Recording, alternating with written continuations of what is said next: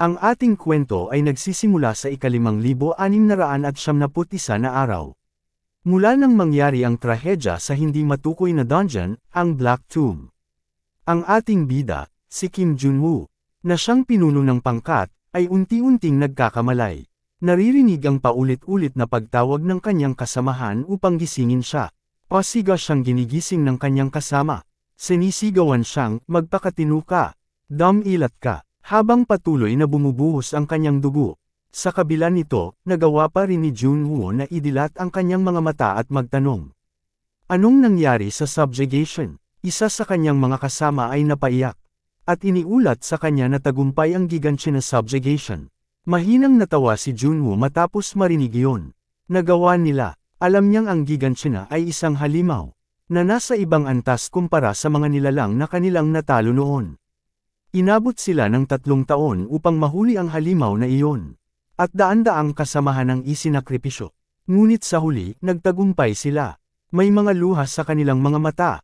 Sinisigawan siya ng kanyang mga kasama. Huwag kang mawawalan ng malay. Kumapit ka. Paparating na ang medical team. Napaisip si Junwoo kung iniisip ba nila na isa siyang tanga. Alam niyang nasa kabilang panig na ang kalahati ng kanyang katawan. Inutusan niya ang vice leader ng kanilang grupo, na pangalagaan ang natitirang mga kasamahan. At sa huli, sinabi niyang iparating sa mga nauna na sa kanila. Na, patawad, dahan-dahan siyang nawalan ng malay. At unti-unting nawala ang boses ng kanyang kasama. Napuno ng pag-aalala habang tinatawag ang kanyang pangalan. Si Kim Junwoo ay ang unang hunter ng South Korea. At ang taong bumuo ng subjugation system. Matapang niyang hinarap ang kanyang katapusan.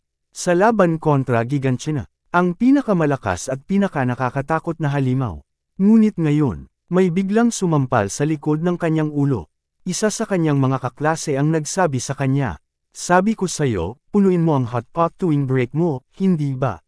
Sinundan pa ito ng reklamo. Ni hindi mo man lang kami binilhan ng tinapay. Plano mo ba kaming gutuman? O gusto mong sapakin kita para matauhan ka? Napaisip si Junwoo. Bakit nga ba siya naging alila ng mga ito? Paano nangyari ito? Noong una, isa siyang dakilang bayani. Ilang araw bago ito, matapos siyang mamatay, narinig niya ang isang boses na nagsabing, "Walang silbi ang iyong sakripisyo." Napansin niyang hindi gumagalaw ang kanyang katawan. Natanong niya ang sarili, "Patay na ba talaga ako?" Muling nagsalita ang boses, "Bagamat patay ka na, kami ay patuloy pa ring umiiral. At ngayon, wala nang sinuman ang may sapat na lakas upang pigilan kami." Pasiga siyang sumagot, "Huwag kang magsalita ng kalokohan. Akala mo ba'y puro tanga ang mga kasamahan ko? Sa tingin mo ba'y umasa lang sila sa akin?" Matapang niyang idinugtong, "Hindi ang espada ko ang tumalo sa inyo, kundi ang subjugation system na aking maingat na binuo, upang harapin ang bawat sitwasyon. Ang mga kahinaan nyo, ang mga estratehiyang inikma sa bawat isa, at ang mastery ng combat skills. Lahat ng ito'y unti-unting pinanday sa aking mga karanasan sa labanan. Kaya maghanda kayo, dahil balang araw, magkakaroon ng mga hunter na mas malakas, at mas mahusay lumaban kaysa sa akin." Kalma lamang na sumagot ang boses. "Hindi masama ang mga sinabi mo. Sa loob ng 42 taon, ako ay babalik. Hanggang sa araw na iyon. Sana'y maging totoo ang mundong iyong inilarawan." Buong kumpiyansa niyang sinagot. Sa panahong iyon, wala ka ng pinagkaiba sa ipis na gumagapang sa lansangan. Pagdilat ni Junwoo, biglang sumakit ang kanyang ulo. Napatingin siya sa paligid. Ano to? Nasaan siya? Nasa ospital ba siya? Alam niyang namatay siya habang nakikipaglaban kay gigantian. Napatitig siya sa refleksyon niya sa salamin sa mesa. Pinisil niya ang kanyang mukha. Mas bata ba ulit ako? Pero napansin niyang hindi ito ang itsura niya noong bata pa siya. Ano bang nangyayari rito? Biglang may kumatok sa pinto ng kanyang kwarto. At sa pagbukas nito, may pumasok na ilang tao. Kasama ang isang lalaking mukhang doktor. At isang lalaking nagpakilala bilang isang investigador. Lumapit ang investigador at nagtanong, "Maaari ba kitang tanungin tungkol sa isang kaso?" Sa halip na sumagot, tinanong siya ni Junwoo. "Kaso, investigasyon." Muling nagtanong ang investigador, "Ikaw ba si Kim Junwoo, ipinanganak noong 350,303? At 17 taong gulang ngayong taon. Ngunit agad na sumagot si Junwoo ng hindi. Sinabi niya sa investigador na ipinanganak siya noong 1975. Ang taon ng kuneho, na labis na ikinagulat ng investigador at ng doktor. Muling nagtanong ang investigador, kung natatandaan ba ni Junwoo ang mga pangyayari bago ang aksidente. Sumagot si Junwoo, na malubha siyang nasugatan habang pinapabagsak si Giganshina. Sa loob ng Black Tomb Dungeon, napatingin ang doktor at investigador sa isa't isa. Parehong gulat at litong-lito. Mahinang tinanong ng investigador ang doktor, kung talagang nasa maayos na kondisyon si Junwoo. Dahil sa pananaw ng medisina, walang loika ang mga sinasabi nito. Paalala ng doktor, tulad ng nabanggit niya kanina, mas dapat unahin ang pagpapahinga ni Junwoo. Ngunit sa halip na sumunod, muling nagtanong ang investigador, talaga bang naniniwala siya na siya ang hunter na si Kim Junwoo? Makalipas ang ilang oras, sumagot ang doktor, hindi bihira ang pansamantalang pagkawala ng alaala pagkatapos ng matinding aksidente. Sa mga malulubhang kaso, posibleng malito ang isang pasyente sa pagitan ng realidad at ilusyon. Narinig iyon ni Junwoo at tinanong sila, ano ba talaga ang sitwasyon? Doon napagtanto ng investigador, na wala talaga siyang maalala. Sinabi ng investigador na inambush siya ng bangsoni kahapon. Ngunit ang problema, nangyari ito noong madaling araw. Walang saksi at hindi ito nakuhanan ng CCTV. Tinanong siya ng investigador, kung may natatandaan siyang anuman tungkol sa insidente. Ngunit nanatili siyang tahimik. Napabuntong hininga ang investigador, saka iniabot kay Junwoo ang kanyang calling card. Tama na muna para sa ngayon. Kung sakaling may maalala ka, tawagan mo ako. Pumayag si Junwoo, at nagpaalam na ang doktor. Magpahinga ka na, sabi nito. Ngunit pinigilan siya ni Junwoo at nagtanong, pwede mo bang sabihin sa akin kung anong taon na ngayon? Sandaling tinitigan siya ng doktor. Bago sumagot, Marso 1, taong 2051. Nanlaki ang mata ni Junwoo. Mabilis siyang tumayo sa kama. Hindi makapaniwala, bigla niyang hinawi ang kortina ng bintana at sumilip sa labas. At sa nakita niya, nanlamig siya sa gulat. Sa kanyang alaala, ang Seoul ay isang lungsod na wasak at puno ng gutom na mga refugee. Matapos ang malupit na digmaan laban sa mga halimaw, isang lungsod ng multo, winawasak ng kagutuman, sakit, at kawalan ng pag-asa. Ngunit ngayon, ang malinis at organisadong lungsod sa harap niya, ay malayo sa larawang tumatak sa kanyang isipan. Mga matatayog na gusali, mga pamilya na masaya sa parke, mga bata na tumatakbo at naglalaro. Napangiti siya, napahagikak ng mahina, habang luha ay pamatak mula sa kanyang mga mata. Hindi ko kayang hindi maniwala. Habang pinagmamasdan niya ang payapang paligid, napaisip siya, buhay pa kaya silang lahat? Naalala niya ang kanyang mga dating kaibigan. Inbayo, Sokdo, Woo Shek, at Yoonhee. 42 taon na ang lumipas. Siguro, magkasama-sama na silang lahat ngayon. At doon niya napagtanto, eksaktong 42 taon ang lumipas mula noon. Biglang yumanig ang gusali ng ospital. Isang babala ang pumailan lang mula sa PAS-system. Isang insidente ang nagaganap. May lumalalang krisis sa Gayon University Hospital. Muling sumilip si Junwoo sa bintana. At nakita niyang may bumukas na dungeon gate. Mga tao ang nagtatakbuhan sa takot. Mabilis siyang lumabas. Hindi mapigil ang maisip. Napakaswerte ko. Matapos ang 42 taon. Makikita ko kung paano na-upgrade ang subjugation system. Pagdating niya sa labas, bumungad sa kanya ang dagsa ng mga tao. Anong nangyayari? Tanong niya. Narinig niya ang sigaw ng isang sundalo. Maghanda, isang advanced hunter ang lalahok sa subjugation. Para sa kaligtasan ng lahat, manatili kayo sa labas ng safety line at panatilihin ang tamang distansya. At ang pinakagumulantang kay Junwoo, sa loob ng 10 minuto, ilalabas natin ang halimaw mula sa dungeon. Ano? Nanlaki ang kanyang mga mata. Ilalabas nila ang halimaw. 42 taon na ang nakalipas. Walang sino man ang nag-isip na gawin iyon. Tinanong niya ang kanyang mga kasama kung alam ba nila na, kapag ang halimaw ay nagsimulang lumabas ng dungeon, malaki ang magiging pagkawala nila mula sa puntong iyon.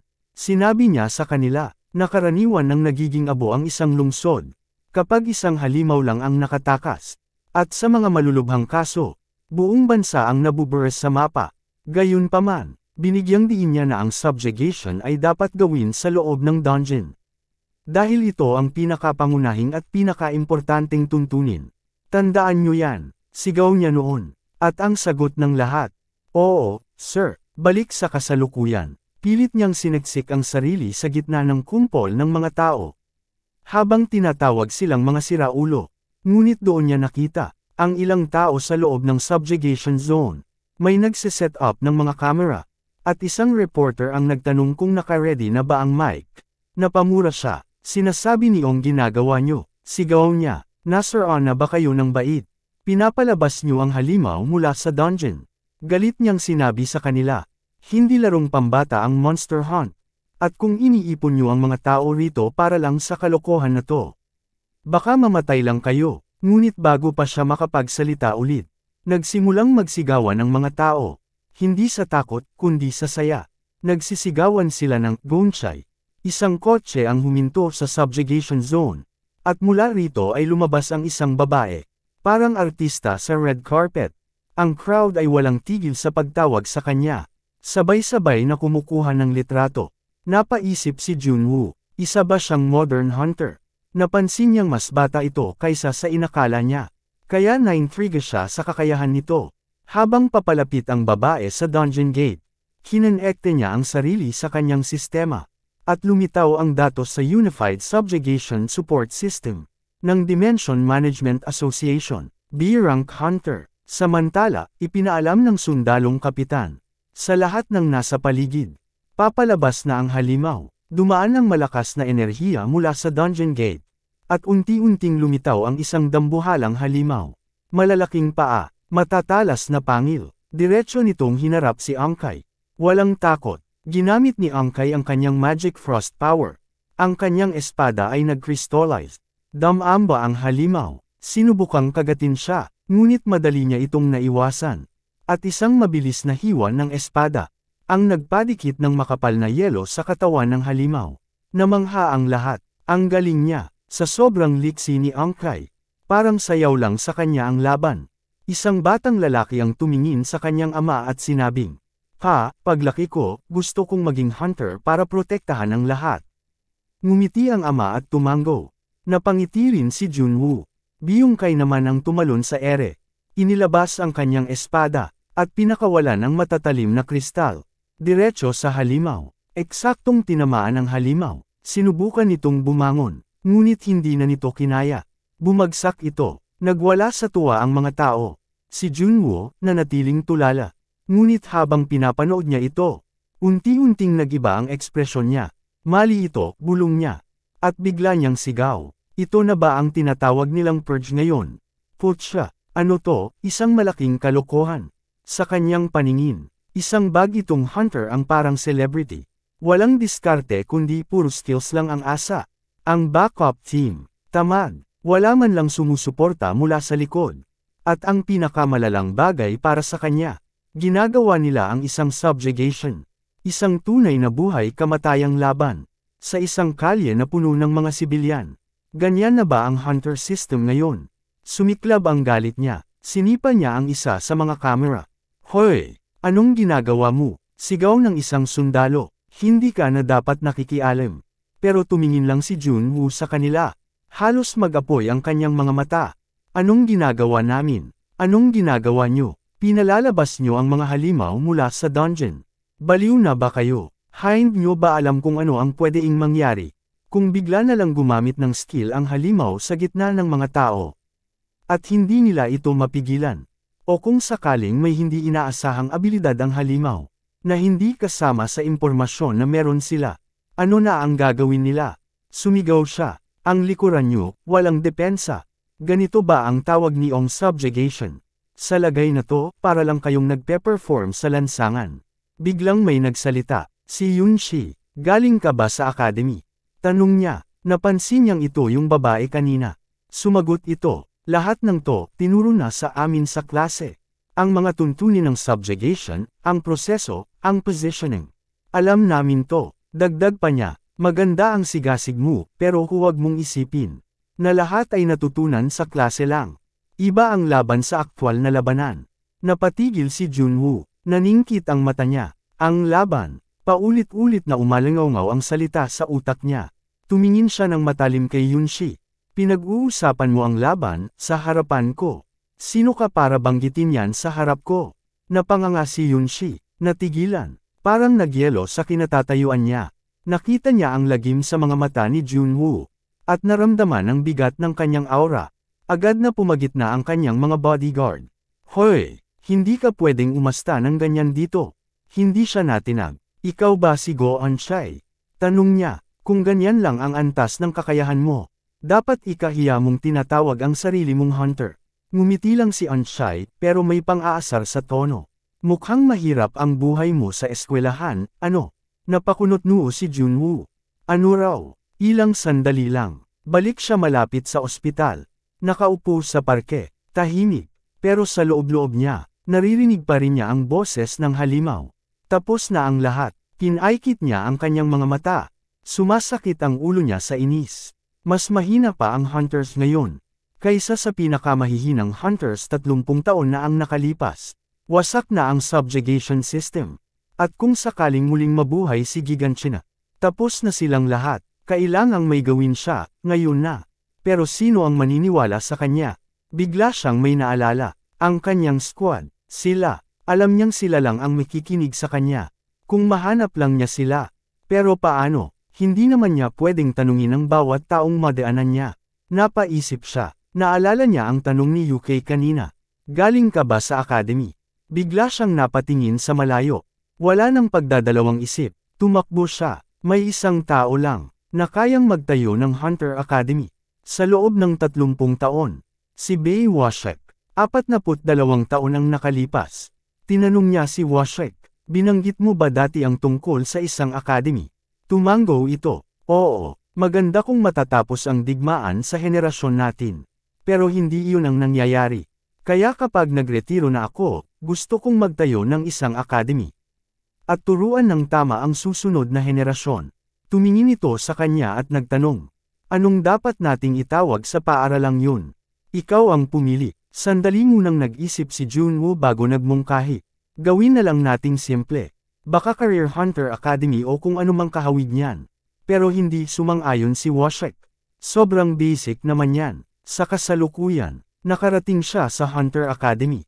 Napatawa siya ng awkward. Totoo ba to? Sobrang laki ng paaralan. Para bang isang buong lungsod ito.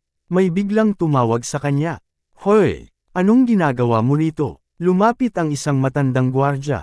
Ngayon ko lang ata nakita ang mukha mo rito, estudyante ka ba dito? Hindi, sagot niya, may kailangan lang akong gawin. Tiningnan siya ng gwardya mula ulo hanggang paa. Kung nandito ka lang para makita si Hunter Go Yunshi, umuwi ka na. Hindi siya yung tipong pwede mong hintayin lang sa gate. Ha, hindi ganun. Agad niyang sagot. Pero sa isip niya, teka, nandito rin ba yung bruhang batang yon? Huminga siya ng malalim bago magtanong. Kilala niyo ba si Bei Washek?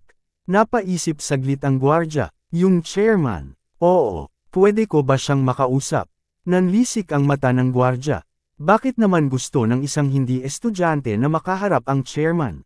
Pero maya-maya, tila may naalala ito. Sandali, ikaw ba yung special admission student?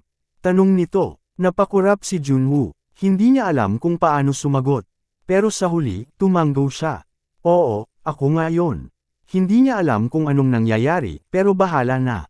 Ngumiti ang gwardya. Aba, edi sana sinabi mo na agad. Halika, ihahatid kita. Habang naglalakad, napansin ni Junwoo ang tingin ng gwardya sa kanya. Pinagdadamutan ba niya ako ng awa? O ako lang tong nag-iisip nun? Nanahimik na lang siya at sumunod. Pagpasok nila sa gusali, nagulat siya. May isang napakalaking portrait ng sarili niyang mukha sa pader. Napaatras siya. Anota, sigaw niya. Pero sinaway siya agad ng gwardya. Bawal ang sigawan sa loob ng paaralan. Oo nga pala. Napakamot siya sa ulo at sinampal ng mahina ang sarili. Grabe naman to. Ang laki ng mukha ko. Sobrang over the top na. Habang naglalakad sila sa corridor, mas lalo lang siyang nagulat. Mas marami pang portraits niya ang nakadisplay. Kasama pa ang motto niyang. Ang isang hunter ay nabubuo sa 99% na pagsisikap at 1% na talento. Napangiwi siya, putik. Nasabi ko ba talaga yan? Sa wakas, nakarating sila sa opisina ng chairman. Kumatok ang gwardya. Chairman, dumating na po ang special transfer student ng semestreng ito. Nagtaas ng kilay si Washek. Ha! Nagpaalam ang gwardya at iniwan siyang mag-isa sa loob. Lumapit si Washek. Hindi ko alam na may special admission student ngayong SEM. Sino ka? Naningkit ang mga mata niya. Kung hindi ka makapagbigay ng matinong paliwanag. Tapos na tayo rito. Pero sa halip na kabahan, ngumiti si Junwoo. At sa pinakakalmadong tono, tinawag niyang Washek. Nagulat si Washek.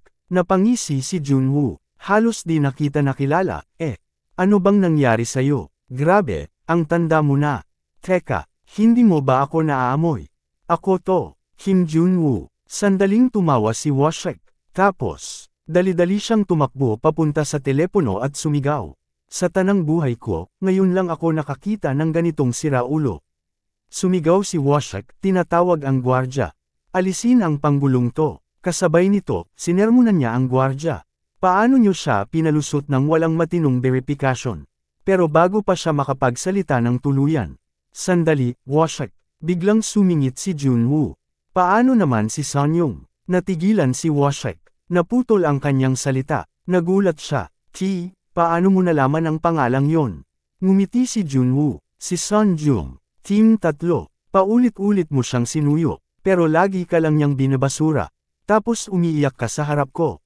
Hanggang ngayon, di pa rin pala nag-workout. Nagmamadaling lumapit si Washek. Biglang hinablot ang kwelyo ni Junwoo. Sino ka? Anong gusto mo? Pero kalmado lang siyang tinitigan ni Junwoo.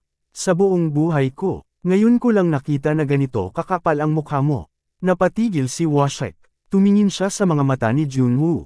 Matibay, walang takot. Parang isang taong kilalang kilala niya. Bigla siyang napaatras. Para bang may kung anong puwersang tumulak sa kanya. Nanatili lang si Junwoo sa kinatatayuan niya. Kalma, niyugyug ang damit. Ilang beses ko nang sinabi sa'yo. Kung gusto mong maghari, gawin mo ng maayos. Nanlaki ang mata ni Washek. Sa harapan niya, nakikita niya ang imahe ng dating leader niya. Nanigas ang dila niya. Leader. 42 taon ang nakalipas. Subjugation Management Headquarters, Base Camp. Anong tinatanga-tangan nyo dyan? Sigaw ni Washek. Hindi nyo ba ako naririnig? Iyan nyo. Dalhin nyo na yung mga gamot at pagkain. Habang sinasabi niya ito, may hawak siyang matalim na kutsilyo. At nakatutok ito sa leeg ng isang takot na babae. Dumating si Junwoo. Anong nangyayari dito? Tanong niya sa kanyang team. Lumapit si Byung-min, isa sa mga tauhan niya. Mukhang pinalayas siya mula sa Camp 7. Dahil sa isang nakahahawang sakit, hinihingi nila ang antibiotics at pagkain natin. Napatigil si Junwoo. Nakakahawang sakit. Nagpatuloy si Byung-min. Yung nakababatang kapatid daw ni Washek may sakit. Pero pinaghihinala ang delikado at baka makahawa. Napaisip si Junwoo. Tahimik niyang tinungo ang kinaroroonan ni Washek at ng babae. Nakita siya ni Washek. Huwag kang lalapit. Biglang isiniksik pa niya lalo ang kutsilyo sa leeg ng babae. Pero hindi tumigil si Junwoo sa paglapit. Sabi kong huwag kayong lalapit. Itinutok ni Washek ang kutsilyo kay Junwoo. Kung hindi ka titigil, papatayin ko siya. Tahimik na tumingin si Junwoo kay Washek. At walang emosyon na sinagot. Sige, gawin mo. Nanlamig si Washek. Pati ang babae, natulala. Hindi sila nakapagsalita. Anong sabi mo? Tanong ni Washek, nanginginig. Sabi ko, gawin mo, ulit ni Junwoo. Sa mundong to, kung saan malayang gumagala ang mga halimaw, hindi na nakakagulat ang mamatay. Nanlabo ang paningin ni Washek. Anong pinagsasasabi mo? Lumapit palalo si Junwoo. Hindi mo ba kayang patayin siya? Kanina lang, sabi mo gusto mong iligtas ang kapatid mo. Kung gusto mo talagang makuha ang gamot, kahit pa kailangang pumatay ng lahat ng tao rito, dapat gawin mo. Nagpalingalinga si Washek, para siyang hindi makahinga. At isa pa, kung gusto mong magligtas, handa ka rin bang pumatay? Kahit sino, dahil ganyan na ang mundo natin ngayon. Tahimik ang paligid, walang nagsasalita, pero ramdam ang bigat ng bawat salita ni Junwoo. Kaya kung balak mong hawakan ang kontrol, siguraduhin mong kaya mong panindigan. Dahil kung hindi, itigil mo na to, o kaya, mamatay ka na lang. Kasama ng kapatid mo. Biglang sumugod si Washek. Mamatay ka na. Hinagis niya ang kutsilyo kay Junwoo, sabay mura. Pero nanatili lang itong kalmado. Ayan, sabi ni Junwoo, ganyan dapat ang may paninindigan. Isinuot niya ang Ring of Petals. Sa isang iglap, pinatalsik niya ang kutsilyo ng walang kahirap-hirap. Itinutok niya ang daliri sa noo ni Wooshok. Ultra High Compression Strike. Explosive Flick. Isang pitik lang. Lumipad si Washek. Bumalibag sa pader. At bago pa siya mawalan ng malay, na-activate niya ang modelo na may revolving diamond fangs. Byung-min. Tinawag ni Junwoo ang kanyang kasamahan. May natitira pang antibiotics. Meron pa, sir. Sagot ni Byung-min. Mabuti. Magsama ka ng grupo. Hanapin niyo ang nakababatang kapatid ni Wooshok. Dapat lang na malapit lang siya. Nag-alinlangan si Byung-min. Pero, sir, kung talagang may nakahahawang sakit ang kapatid niya, malamang patay na siya ngayon. Hindi. Ang distansya ng Camp 7 hanggang dito, mahigit 100 kilometro. Ibig sabihin, 1 linggo na silang naglalakad. Kung totoong may nakahahawang sakit siya, dapat nauna pang mamatay si Washek.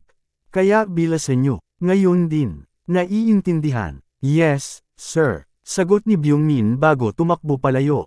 Dalhin si Washek sa tuluyan ni Junyong. Utos ni Junwoo sa isa pang kasamahan.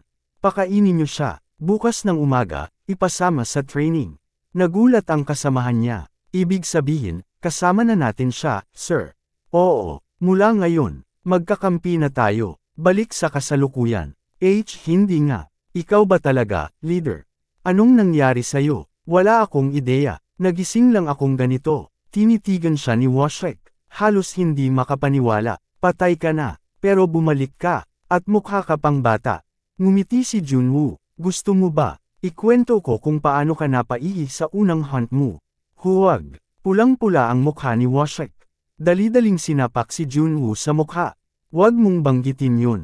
Samantala, nagkukumahog ang gwardya pabalik. Labis ang kaba niya. Naalala niya ang galit ni Washek kanina. Paano mo siya pinalusot? Alam niyang mali siya. Ang Special Admission Student Program ay para sa mga estudyanteng nangangailangan. Nakita niyang isang estudyante ang naghanap sa chairman. Akala niya, bahagi ito ng programa, pero wala na siyang magagawa. Ang importante ngayon, humingi siya ng tawad. Dahan-daang binuksan ng gwardya ang pinto ng opisina. At nagulat siya, nanlaki ang mata niya. Sa harapan niya, ang chairman mismo, naka-push up, at si Junwoo ang nagbabantay sa kanya. Napahinto ang gwardya, dahan-daang isinara muli ang pinto. At naglakad palayo. Ano tong kinasuungan ko? Makalipas ang ilang sandali, habang pinapatungan ng yelo ang mukha niya, si Wooshek naman ay basang-basa ng pawis, pilit na iniiwasan ang tingin ni Junwoo. Masakit pa rin, reklamo ni Junwoo. Pasensya na, sagot ni Washek, nahihiyang yumuko. Sobrang nakakahiya lang kasi yun, hindi ko kinaya. Para mapawi ang tensyon, naghanda si Wooshek ng mainit na kape para kay Junwoo. Ang dami na talagang nagbago sa mundo, napansin ni Junwoo. Tama ka, sagot ni Wooshek, parang isang iglap lang, lahat nagbago. Tumango si Junwoo, pero sa lahat ng pagbabago, ang subjugation ang pinakanagulat ako. Kanina, nakita kong hinayla nila ang isang halimaw papunta sa gitna ng lungsod para lang sugpuin. Napakunot noo si Washek. Ang tinutukoy mo ba, yung nangyari sa intersection malapit sa Gaon University Hospital? Tumango si Junwoo. Alam ko na iniisip mo, sagot ni Washek. Simula nang pabagsakin mo si Gigantina, naging mas payapa na ang mundo. Bihira na ang delikadong halimaw ngayon. At naging normal na lang ang public subjugation. Ibig sabihin, tanong ni Junwoo, sinadya nilang ilabas ang halimaw mula sa dungeon. Ginawa nila yun para lang sa palabas. Nanlaki ang mata ni Junwoo, galit na sumigaw. Wala bang limitasyon sa pagiging pabaya nila? Ang kapangyarihan, kasabay ng paglago, kasabay rin ng pag-usbong ng panganib. Ngunit nanatiling kalmado si Washek. May dahilan kung bakit ginagawa yun. Mahirap mapanatili ang field ng subjugation kung walang suporta mula sa mga sponsor at malalaking korporasyon. Sa ngayon, ang Association for Supernatural Dimension Management at mga ahensya ng gobyerno ay sobrang magkaugnay na. Kaya hindi mo basta mababago ang sistema. At dahil dito, ang mga hunters ay nagiging parang mga celebrity na lang. Ang subjugation, Naging isang baluktot na sistema. Pero hindi pa huli ang lahat. Pwede pa nating baguhin to. Sigaw ni Junwoo, bilang chairman ng Hunter Academy. Responsibilidad mo na muling hubugin ang susunod na henerasyon. Ngunit umiling si Washek. Kahit chairman ako, hindi ko mababago ang pulisya ng mag-isa. Mas malalim na ang ugat ng mga korporasyon at gobyerno rito. Ano ka ba, isang tope na leader? Nasuklam si Junwoo. Nasaan na ang mga dati nating kasama? Kung magsasama-sama tayo, pwede nating baguhin ang lahat. Ngunit, bamantong hininga si Washek. Marami sa kanila, ngayon ay may matataas na posisyon sa mga korporasyon at gobyerno. At mas malamang, sila pa ang unang co-contra sa pagbabalik mo. At ikaw, ganun ka rin ba? Hindi, matatag ang sagot ni Washek. Hindi mo alam kung gaano kahalaga ka sa akin. Napailing si Junwoo, ang gulo talaga ng sitwasyon. Sinubukan siyang pakalmayan ni Washek. Ngayon, tahimik na ang mundo. Ako tumanda na, pero ikaw bamata ulit. Bakit hindi mo nalang tanggapin at magsimula ng bagong buhay? Pero biglang naputol si Washek. Gigantya na, muling mabubuhay. Natigilan si Washek. Ano, gigantya na, muling babangon. Naniniwala ka bang mangyayari yun? Tanong ni Washek, nag-aalalang nakatitig kay Junwoo. Oo, tumango si Junwoo. Ayoko mang paniwalaan, pero totoo. Bago ako mawala, nakita ko siya, sinabi niya, babalik siya pagkaraan ng 42 taon. At gusto niya akong makitang muli. Baka naman iba yun. Sigurado ka bang si Gigantya na ngayon? Bakit hindi mo mapaniwalaan? Tanong ni Junwoo. Naniniwala kang ako, isang taong patay na ng 42 taon. Ay bumalik. At mukha pang bata. Wala akong ibang choice. Bumalik ako, umaasang may paraan pa. Pero halata naman, wala. Ano ngayon ang balak mong gawin? Tanong ni Washek. Pero ibinalik ni Junwoo ang tanong sa kanya. Pareho lang tulad noon. Ako mismo ang tatapos dito. Hindi pwede, kahit gaano ka pa kalakas. Sa ganyang katawan mo ngayon, imposible. Ngunit ngiti lang ang sagot ni Junwoo. Napabagsak ko si Gigantya na noon. Kaya kung gawin ulit, nasaan ang sandatang ginamit ko? Kailangan ko yun. Nasa headquarters ng Supernatural Dimension Management Association. Pero, hindi mo na basta makukuha yun. Napangiwi si Junwoo. Ano, hindi ko na pwedeng kunin ang sarili kong gamit.